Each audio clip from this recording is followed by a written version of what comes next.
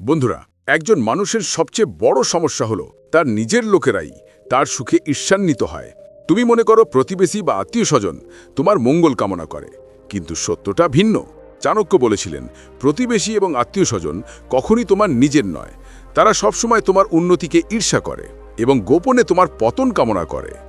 যখন তুমি সম্পদ অর্জন করো, যখন তোমার সন্তানরা এগিয়ে যাও, যখন তোমার নাম সমাজে ছড়িয়ে পড়ে, তখন তোমার প্রতিবেশী এবং আত্মীয়-স্বজনরাই প্রথমে ঈর্ষান্বিত হয়। আর এই একই লোকেরা যখন বাইরে মিষ্টি কথা বলে, তখন তোমাকে ভেতর থেকে নিচে নামানোর চক্রান্ত করে। আজ আমরা তোমাকে প্রতিবেশীদের 10টি নিশ্চিত লক্ষণ বলবো যারা তোমাকে ঈর্ষান্বিত করে।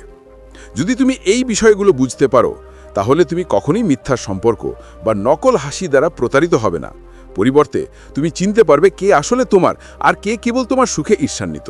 1 নম্বর, তোমার অগ্রগতিতে বিরক্ত হওয়া। চাণক্য বলেছিলেন, যে তোমার সাফল্যে আনন্দিত হয় না সে তোমার আসল শত্রু। যদি তোমার প্রতিবেশীরা সত্যিই তোমার নিজের হতো, তাহলে তারা তোমার ক্ষুদ্রতম সাফল্যও খুশি হতো। কিন্তু বাস্তবতা হলো, তুমি একটি নতুন বাড়ি বানাও আর তারা বলবে তুমি নিশ্চয়ই ঋণ নিয়ে এটা বানাও। তুমি একটি গাড়ি কিনো আর তারা বলবে যে আজকাল যে কেউ ঋণ নিয়ে গাড়ি কিনতে পারে। যদি তোমার ছেলে তার চাকরিতে এগিয়ে যায়, তাহলে তারা বলবে এটা অবশ্যই সুপারিশের মাধ্যমে হয়েছে। অর্থাৎ তাদের কাছে তোমার অগ্রগতি আনন্দের উৎস নয়, বরং ঈর্ষার বিষ। এই ঈর্ষা তাদের মুখে, তাদের চোখে, কথায় এবং শরীরের ভাষায় স্পষ্টভাবে দেখা যায়। এটাই প্রথম লক্ষণ। তোমার অগ্রগতি দেখে তাদের আত্মা পুড়ে যায়। 2 নম্বর, মিষ্টি কথা কিন্তু গীবত। সবচেয়ে বিপজ্জনক প্রতিবেশী হলো সেই ব্যক্তি যে তোমার মুখে মিষ্টি কথা বলে কিন্তু তোমার পিছনে বিষ ছড়ায়। তারা তোমাকে বলবে, বাহ, তুমি দারুণ কাজ করেছো, কিন্তু একই সাথে তারা অন্য কাউকে বলবে, এতে এত খারাপ কি, এটা কেবল ভাগ্য। চাণক্য বলেছিলেন, মিষ্টি কথার মানুষই সবচেয়ে বড় প্রতারক, কারণ তাদের হৃদয় এবং জিহ্বা এক নয়। যখন কোনো প্রতিবেশী তৃতীয় পক্ষের সাথে তোমার সম্পর্কে খারাপ কথা বলে কিন্তু তারপর সরাসরি তোমার প্রশংসা করে, তখন মনোযোগ দাও। বুঝতে হবে যে এই ব্যক্তি সবচেয়ে বেশি ঈর্ষান্বিত। মহিলাদের মধ্যে এটি আরও স্পষ্ট। পাড়ায় বসে তারা একে অপরের পোশাক, গয়না এবং সন্তানদের নিয়ে একে অপরকে কটূক্তি করে। এই কটূক্তিগুলি ঈর্ষার স্পষ্ট প্রমাণ। 3 নম্বর, তোমার কষ্টে হাততালি দেওয়া। তুমি যখন কষ্ট পাও, তখন আসল বন্ধুর চেহারা প্রকাশ পায়। ধরো তুমি অসুস্থতা, ব্যবসায়িক ক্ষতি বা অন্য কোনো দুর্যোগের শিকার হও।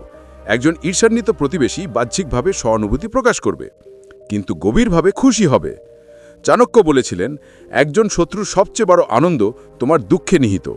এর অর্থ হলো, একজন শত্রু তোমার কান্নায় সান্ত্বনা খুঁজে পায়। ঈর্ষাপরায়ণ প্রতিবেশীর লক্ষণ হলো, তারা তোমার পতনে প্রাণ খুলে হাসে। আর যদি তারা অত্যন্ত ঈর্ষাপরায়ণ হয়, তাহলে তারা গোপনে তোমার পতনের জন্য প্রার্থনাও করবে। এই কারণেই চাণক্য সতর্ক করে দিয়েছিলেন, যে প্রতিবেশী তোমার দুঃখে হাসে, বুঝতে হবে যে সে তোমার আসল ধ্বংসের কারণ। নম্বর 4, তুলনা করে তোমাকে অপমান করা। ভাই, ঈর্ষাপরায়ণ প্রতিবেশী সবসময় তুলনা করবে। তুমি যদি কিছু ভালো করে থাকো, তাহলে সে অন্য কারো উদাহরণ দিয়ে বলবে, আরে এতে বড় কথা কি, আমাদের সামনে শর্মাজির ছেলে বিদেশে কাজ করছে। মানে তোমার সাফল্য তাদের কাছে কখনোই পূর্ণ হয় না। তাদের লক্ষ্য সবসময় তোমাকে ছোট দেখানো। চাণক্য বলেছেন যে তুলনা এবং ঈর্ষা সম্পর্ক ভেঙে দেয়। অর্থাৎ যে প্রতিবেশী সবসময় তোমাকে অন্যদের সাথে তুলনা করে অপমান করে, বুঝতে হবে যে সেই তোমার প্রতি ঈর্ষান্বিত।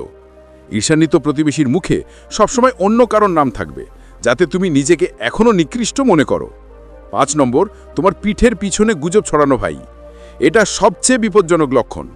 যে প্রতিবেশী তোমার প্রতি ঈর্ষান্বিত, সে তোমার সম্পর্কে মিথ্যা কথা ছড়ায়, যেন তার ব্যবসা কালো টাকা দিয়ে চলে, তার ঘরে শান্তি নেই, সব কিছুই একটা লোক দেখানো, তার ছেলে মেয়ে পথভ্রষ্ট হয়ে গেছে। সমাজে তোমার ভাবমূর্তি নষ্ট করার জন্য এই গুজব ছড়ানো হচ্ছে। এই ধরনের প্রতিবেশীরা চায় যে লোকেরা আপনাকে সম্মান করা বন্ধ করুক, কারণ যখন লোকেরা আপনাকে সম্মান করে না, তখন তাদের ঈর্ষা কিছুটা কমে যাবে। চাণক্য বলেছিলেন যে একজন ঈর্ষান্বিত ব্যক্তি তাদের জিহ্বা থেকে বিষ বের করে, অর্থাৎ তাদের কথা নিজেই আপনার বিরুদ্ধে বিষের মতো ছড়িয়ে পড়ে। যদি আপনি বুঝতে পারেন যে আপনার প্রতিবেশীরা গুজব ছড়াচ্ছে, তাহলে বুঝতে হবে যে তারাই আপনার সবচেয়ে বড় শত্রু। নম্বর 6, যখন আপনার সাহায্যের প্রয়োজন হয়, তখন অদৃশ্য হয়ে যান। একজন প্রকৃত প্রতিবেশী কঠিন সময়ে স্বীকৃতি হয়, যখন বাড়িতে কাজ থাকে, তা বিবাহ, অসুস্থতা বা সমস্যা হোক। যে প্রতিবেশী আপনার পাশে দাঁড়ায় সে আসল, কিন্তু যে আপনার পাশে হেঁটে যায় সে তখনই অদৃশ্য হয়ে যাবে। এমনকি যদি সে কোনো বিয়েতে আসে সে ভ্রু কুঁচকে যাবে এবং আপনার অসুস্থতার বিষয়ে জিজ্ঞাসাও করবে না, এবং যদি সে তা করে তবে কেবল দেখার জন্য। চাণক্য বলেছিলেন যে বিবাদের সময় আপনাকে সমর্থন করে না সে আসল শত্রু, অর্থাৎ যে প্রতিবেশী আপনার হাত ধরার পরিবর্তে সুখের সময় আপনার থেকে দূরে থাকে সে আসলে আপনার প্রতি ঈর্ষান্বিত। এই ঈর্ষাই তাদের আপনাকে সাহায্য করতে বাধা দেয়, কারণ তারা গভীরভাবে চায় যে আপনি কষ্ট পান। 7 নম্বর, তোমার বাড়িতে গোয়েন্দাগিরি করা। একজন ঈর্ষাপরায়ণ প্রতিবেশীর সবচেয়ে বড় শখ হলো তোমার উপর গোয়েন্দাগিরি করা। তারা সবসময় তোমার ঘরের ভেতরে উকি দেয়, কে এসেছে, কে গেছে, কতজন অতিথি এসেছে, নতুন কি জিনিস এসেছে। তাদের একমাত্র উদ্দেশ্য হলো তুমি যা কিছু করো তার উপর নজর রাখা এবং পরে তোমাকে ঠাট্টা করা। যদি তুমি একটি নতুন সোফা কিনে থাকো তাহলে তারা বলবে তুমি খুব বিলাসবহুল হয়ে গেছো। যদি তুমি আত্মীয়দের দাওয়াত করো তাহলে তারা বলবে এটা অনেক টাকার মতো। যদি কোনো কাজের মেয়ে বাড়িতে আসে তাহলে তারা বলবে এই লোকেরা নিজের কাজও করে না। চাণক্য বলেছিলেন যে কেউ অন্যের বাড়িতে কি ঘটছে তা জানে সে কখনোই নিজের কাজ সামলাতে পারে না, কিন্তু এটাই একজন ঈর্ষাপরায়ণ প্রতিবেশীর স্বভাব। তারা নিজের দেখাশোনা করবে না, কিন্তু তারা তোমার সব কিছুর উপর নজর রাখবে। 8 নম্বর, তোমার সন্তানদের কটূক্তি করা। একজন ঈর্ষাপরায়ণ প্রতিবেশী শুধু তোমার প্রতি নয়, তোমার সন্তানদের প্রতিও ঈর্ষান্বিত হয়। যদি তোমার সন্তান পড়াশোনায় ভালো করে, খেলাধুলায় জিততে পারে অথবা দেখতে সুন্দর হয়, তাহলে তারা তোমাকে কটূক্তি করবে। তুমি এত ভালো ফলাফল কিভাবে পেলে? অবশ্যই টিউটর নিশ্চয়ই সাহায্য করেছে। সে খেলা জিতেছে, রেফারি অবশ্যই তোমার পরিচিত কেউ হতে হবে। বাচ্চাটির চেহারা ভালো, কিন্তু আমি জানি না তার আচরণ কেমন হবে। এর মানে তারা ক্রমাগত তোমার কঠোর পরিশ্রম এবং তোমার সন্তানদের ক্ষমতাকে ছোট করে দেখে। আর এই ঈর্ষা এতটাই গভীর যে মাঝে মাঝে তারা তোমার সন্তানদের বিভ্রান্ত করার চেষ্টা করে। চাণক্য বলেছিলেন যে শত্রুরা প্রায়শই পরিবারকে আক্রমণ করে, অর্থাৎ যখন প্রতিবেশীরা তোমাকে সরাসরি পরাজিত করতে পারে না তখন তারা তোমার সন্তানদের লক্ষ্য করে। 9 নম্বর হলো তোমার অনুপস্থিতিতে ষড়যন্ত্র করা। একজন ঈর্ষান্বিত প্রতিবেশীর আসল খেলা শুরু হয় যখন তুমি বাড়িতে থাকো না। তোমার অনুপস্থিতিতে তারা গুজব ছড়াবে, মারামারি করবে অথবা পাড়ায় তোমার বিরুদ্ধে গোপন সভা করবে। উদাহরণস্বরূপ, যদি তুমি গ্রামে যাও তাহলে তারা পাড়াবাসীকে বলবে যে বাড়িতে সবকিছু ঠিকঠাক চলছে না। যদি তুমি কাজে বাইরে থাকো তাহলে তারা বলবে যে পরিবার একা, তাদের সামলানো কঠিন, এবং কখনো কখনো তারা এমনকি শিশুদের উত্তেজিত করার চেষ্টা করবে।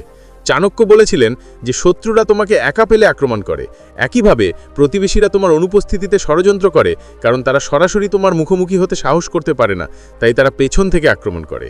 সংখ্যা 10, তোমার সুখকে অশুভ বলে ভাই। এটি সবচেয়ে বিপজ্জনক বৈশিষ্ট্য। একজন ঈর্ষান্বিত প্রতিবেশী প্রতিটি আনন্দকে অশুভ বলে ঘোষণা করবে। যদি তুমি একটি নতুন বাড়ি কিনো তাহলে সে বলবে যে এই এলাকার বাস্তু ব্যবস্থা ঠিক নয়। যদি তুমি একটি গাড়ি কিনো তাহলে সে বলবে যে এই মডেলটি ভয়ঙ্কর। যদি তুমি একটি বিবাহ উদযাপন করছো তাহলে সে বলবে দুটি সম্পর্ক আজকাল টিকছে না, মানে তাদের সম্পর্ক। তাদের কাছে এমনকি তোমার সুখও একটা বোঝা। এই ধরনের প্রতিবেশীরা সবসময় নেতিবাচকতা ছড়িয়ে দেয় যাতে তোমার সুখ কমে যায়। চাণক্য বলেছেন যে অন্যের সুখে নিন্দা করে সে আসল শত্রু, কারণ তাদের কথা তোমার আত্মবিশ্বাস ভেঙে ফেলার এবং তোমাকে ভয়ে ভরিয়ে দেওয়ার জন্য। তো বন্ধুরা, আজ তুমি শিখেছো কিভাবে চাণক্য নীতি অনুসারে তোমার প্রতিবেশী এবং আত্মীয়স্বজনরা তোমার অগ্রগতিতে ঈর্ষান্বিত হয় এবং তাদের নকল হাসি তাদের আসল উদ্দেশ্য লুকিয়ে রাখে। এটা আসল বিষ। এখন যখন তুমি এই 10টি লক্ষণ বুঝতে পারছো তখন কেউ তোমাকে প্রতারিত করতে পারবে না। চাণক্য বললেন, একজন প্রকৃত বন্ধু হলো সেই যে তোমাকে বিপদে আপদে সাহায্য করে। বাকি সবাই কেবল স্বার্থপর এবং ঈর্ষান্বিত। তাই তোমার প্রতিবেশী এবং আত্মীয় স্বজনের ধূর্ততা চিনতে পারা এবং সতর্ক থাকা বুদ্ধিমানের কাজ। তাদের মিথ্যা প্রশংসা এবং মিথ্যা কথার ফাঁদে কখনো পা দেবেন না। যদি তুমি এই ভিডিওটি উপভোগ করে থাকো তাহলে দয়া করে লাইক করো, অন্যদের সাথে শেয়ার করো যাতে সবাই উপকৃত হতে পারে।